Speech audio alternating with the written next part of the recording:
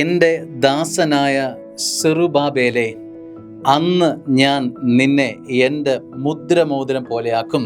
എന്തെന്നാൽ ഞാൻ നിന്നെ തിരഞ്ഞെടുത്തിരിക്കുന്നു, സൈന്യങ്ങളുടെ കർത്താവ് അരുളി ചെയ്യുന്നു. ഹഗായി 2:23. മനോഹരമായൊരു വചനമാണ്.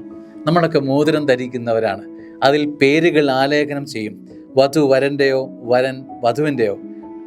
ആ പേരെഴുതി ചേർക്കുന്നത് എന്തിനു വേണ്ടിയിട്ടാണ്? സൂചനയാണ്.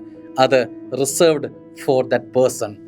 ഇവിടെ ദൈവം തൻ്റെ പേരെഴുതിയ മോതിരം, മുദ്ര ചെയ്യ മോതിരം നിനക്ക് ഞാൻ തരും എന്ന് പറഞ്ഞാൽ ദൈവത്തിൻ്റെ ഹൃദയത്തിൽ പ്രിയപ്പെട്ട വ്യക്തിയായി നീ മാറുന്നു എന്നുള്ളതാണ്. എത്ര വലിയൊരു കൃപയാണ്!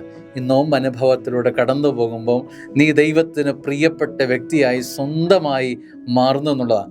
വധു വരൻ്റെ സ്വന്തമാണ് എന്ന് ഓർമ്മിപ്പിക്കുന്ന സൂചനയാണ് ഈ വിരൽ കാണുമ്പോൾ ഓർക്കും, ഞാൻ എപ്പോഴും എൻ്റെ ജീവിതത്തിലെ ഏത് യാത്രയിൽ എവിടെ ചെന്നാലും ഓർക്കും, ഞാൻ എൻ്റെ ഭാര്യയുടേതാണ്, എൻ്റെ ഭാര്യയുടെ സ്വന്തമാണ്. ഇതുപോലെ തന്നെ ദൈവത്തിൻ്റെ പേര് മുദ്രകുത്തിയ മോതിരം നീ ധരിക്കുമ്പോൾ ഓർമ്മപ്പെടുത്തുകയാണ്, നീ ദൈവത്തിൻ്റെ സ്വന്തമാണ്.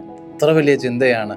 ദൈവത്തിൻ്റെ സ്വന്തമായി മുദ്രകുത്തപ്പെട്ട, സ്വന്തമാക്കപ്പെട്ട വ്യക്തിയാണ് നീ. ആമേൻ.